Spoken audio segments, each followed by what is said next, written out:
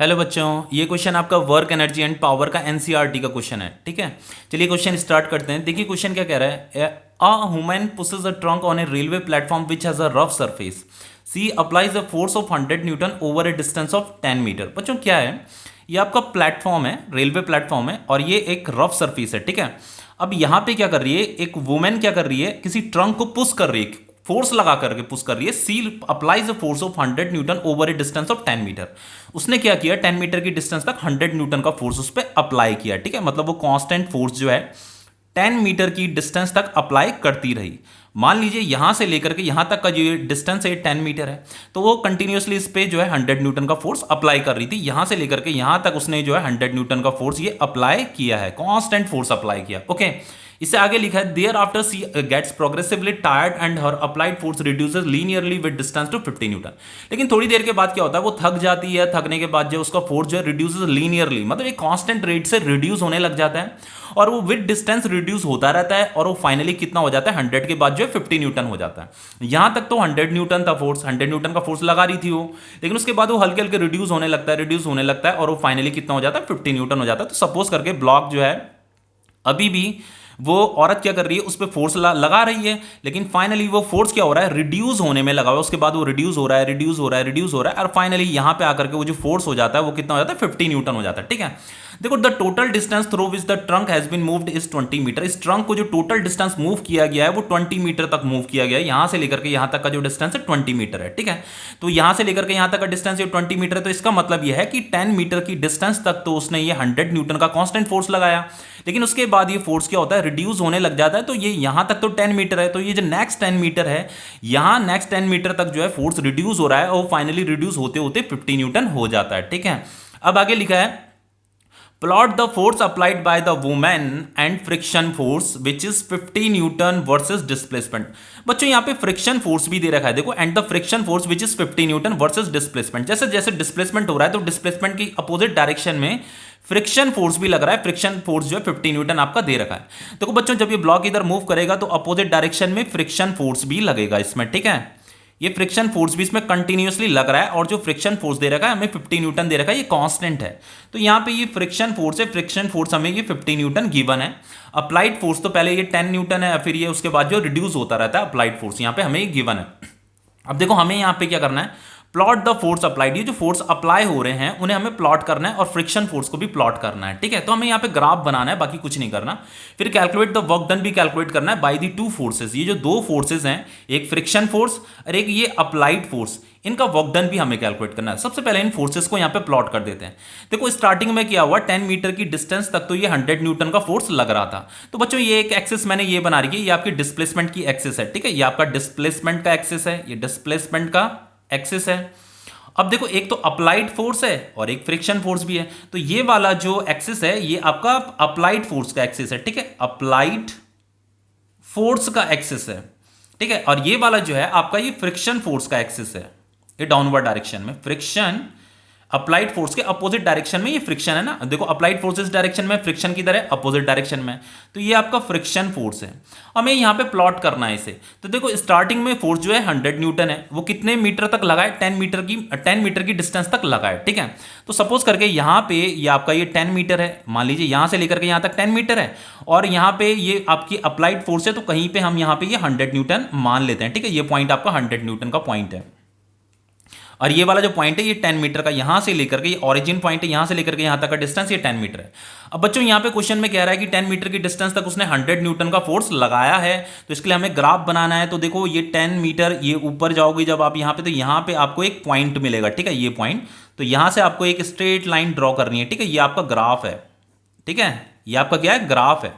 क्योंकि force constant था इसीलिए ये जो ग्राफ बन रहा है इस डिस्प्लेसमेंट एक्सिस के पैरेलल बन रहा है। देखो बच्चों यहाँ पे ये जो डिस्टेंस है ये तो जीरो, यहाँ पे यहाँ ये ओरिजिन पॉइंट है, तो यहाँ पे ये 1 मीटर होगा, फिर 2 3 4 5 6 7 8 9 10। ठीक है, तो देखो जब 1 मीटर रहा होगा उस समय भी फोर्स कितनी लग रही है, 100 न्यूटन। 2 मीटर पे भी 100 न्यूटन, उसी तरीके से 7 मीटर पे भी 100 न्यूटन। ये फोर्स कांस्टेंट है। ठीक है, इसीलिए ग्राफ ऐसा बन रहा है। उसके बाद देखो क्या होता है, आफ्टर 10 मीटर क्या होता है कि ये फोर्स जो है रिड्यूस होने लग जाती है, लीनियरली रिड्यूस होने लग जाती है। ठीक है, मतलब किसी कांस्टेंट रेट से रिड्यूस हो रही है, मतलब नेक्स्ट 10 मीटर में वो रिड्यूस होती है, वो 100 से कितनी हो जाती है, 50 न्यूटन हो जाती है। तो बच्चों इसके लिए हम ग्राफ कैसे बनाएंगे, देखो मान लीजिए यहाँ पे ये 10 मीटर है, तो यहाँ पे ये 10 + 10 कितना हो जाएगा, ये 20 मीटर है, यहाँ से लेकर के यहाँ तक ये 20 मीटर है, ठीक है।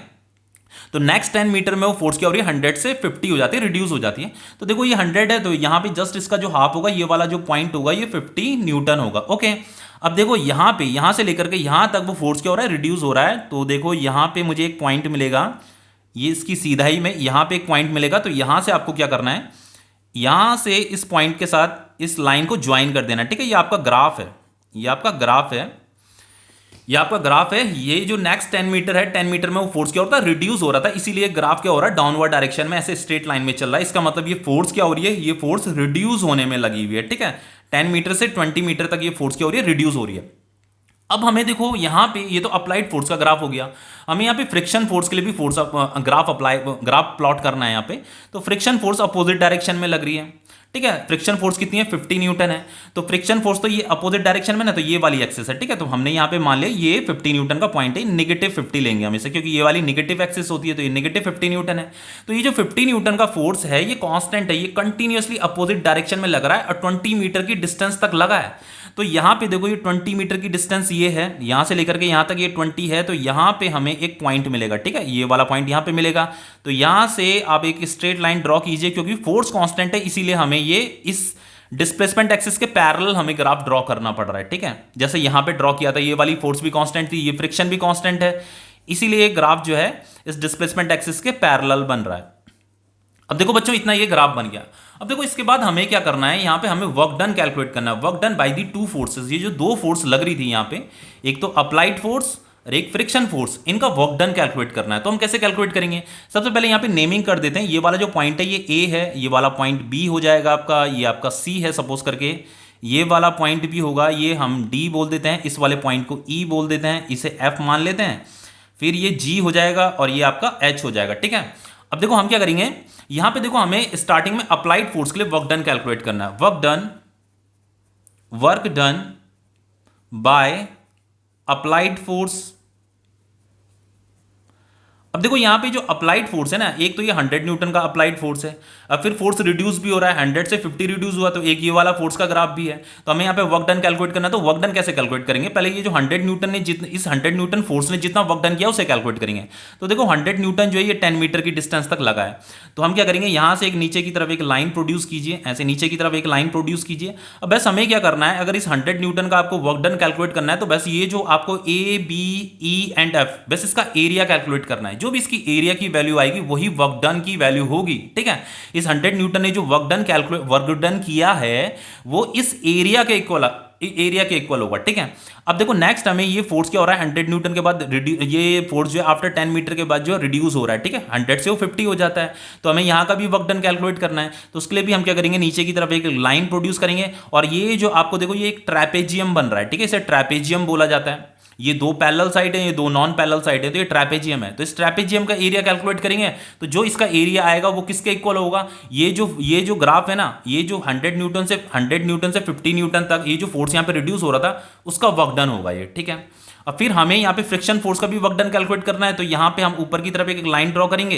तो ये जो आपको ग्राफ दिख रहा है ना, ये F D G and H, इसका वर्क डन कैलकुलेट करने के लिए हमें इसका एरिया निकालना पड़ेगा बस, ठीक है। तो सबसे पहले इसका ये जो अप्लाइड फोर्स है, work done by applied force का वर्क डन निकालते हैं। तो वो कैसे निकालेंगे, देखो बच्चों हमें क्या करना है, area enclosed by A B E and F, A B E and F plus ये वाला area B C D and E, area enclosed by B C D E, ठीक है। अब देखो बच्चों ये क्या है, ये आपका रेक्टेंगल है, ठीक है। तो रेक्टेंगल का फॉर्मूला क्या होता है, लेंथ इंटू ब्रेथ। तो ये ए बी इंटू बी ई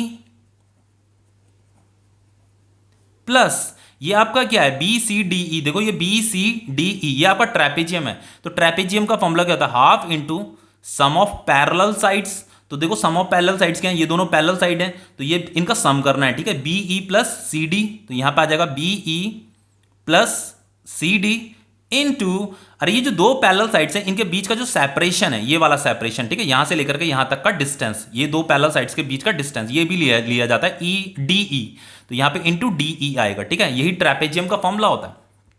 अब देखो यहां पे क्या करेंगे, ए बी कितना है, ये ए बी कितना है, ए बी जो है इसके इक्वल है, तो ये जो डिस्टेंस है कितनी है 10 मीटर है, तो यहां पे ये 10 आ जाएगा, into B E, B E जो है इसके इक्वल है, तो यहां से लेकर के यहां तक की जो वैल्यू कितनी है 100 है, ये देखो ये बी ई निकालना है ना, तो बी ई इसके इक्वल है, ठीक है, तो ये कितना है 100 है, तो यहां पे ये 100 आ जाएगा, 10 into 100 plus half into B E plus C D, तो बी ई इसके इक्वल है, तो ये 100 आएगा यहां पे, फिर अगेन 100 प्लस सी डी कहाँ है, सी डी ये है, तो सी डी इसके इक्वल है, ठीक है, ये लेंथ सेम है, तो ये 50 न्यूटन है, तो यहाँ पे ये 50 आ जाएगा, इनटू डी ई, तो डी ई यहां से लेकर के यहां तक है, तो ये कितना है, ये टोटल 20 माइनस 10 कितना हो जाएगा 10 हो जाएगा, तो यहाँ पे 10 आएगा, ठीक है, तो ये फाइनली कितना हो जाएगा 10 इंटू 100 कितना होता है 1000 प्लस 1/2 इंटू 150 इंटू 10, तो ये हो जाएगा आपका 2 5 10, तो ये हो रहा है आपका 1000 प्लस 15 5 से कितना होता है 75, ये जीरो भी आएगा, तो ये हो गया आपका 1750 जूल, इतना वर्क डन आया, ठीक है। अब देखो ये वर्क डन हमें कैलकुलेट करना था बाय द टू फोर्स, तो ये जो अप्लाइड फोर्स है उसका वर्क डन तो कैलकुलेट हो गया, अब हमें फ्रिक्शन फोर्स का भी वर्क डन कैलकुलेट करना है, तो work done by friction force. अब देखो फ्रिक्शन फोर्स का वर्क डन हम कैसे कैलकुलेट करेंगे, ये जो आपको ये जो रेक्टेंगल दिख रहा है ना, बस इसका एरिया आपको कैलकुलेट करना है, तो एरिया इनक्लोज्ड बाय, ये हो गया आपका D, ठीक है, एफ, ये हो गया आपका, हाँ एफ डी जी एच, तो इसका एरिया हो जाएगा लेंथ इंटू ब्रेथ, ये एफ डी इंटू ये ब्रेथ डी जी, तो ये एफ डी कितना है, ये 20 मीटर है, तो यहाँ पे 20 आ जाएगा, इंटू डी जी कितना है, यहां से लेकर के यहां तक -50 है, ठीक है, तो यहाँ पे ये -50 आएगा, तो ये फाइनली कितना हो जाएगा -1000 जूल, ठीक है, यहाँ पे वर्क डन नेगेटिव आ रहा है, ओके, यहाँ पे वर्क डन क्या आ रहा है पॉजिटिव आ रहा है, नेगेटिव इसलिए आ रहा है क्योंकि फोर्स इस डायरेक्शन में लग रहा है फ्रिक्शन फोर्स, और डिस्प्लेसमेंट इस डायरेक्शन में हो रहा है, अगर डिस्प्लेसमेंट और फोर्स की डायरेक्शन अपोजिट होती है तो उस फोर्स का वर्क डन नेगेटिव आता है, ठीक है। अब देखो इसका वर्क डन तो पॉजिटिव आया, इसका वर्क डन इसलिए आया पॉजिटिव क्योंकि फोर्स भी इसी डायरेक्शन में और डिस्प्लेसमेंट भी इसी डायरेक्शन में हो रहा है, इसलिए वर्क डन पॉजिटिव आया यहाँ पे, ठीक है, तो ये क्वेश्चन आपका कंप्लीट हो जाता है।